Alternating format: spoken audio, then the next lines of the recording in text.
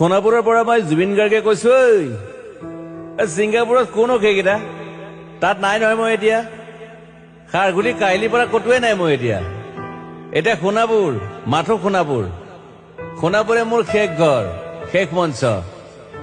এতিয়াৰ পৰা গান নাগাওঁ আৰু মই মাথো শুনিম।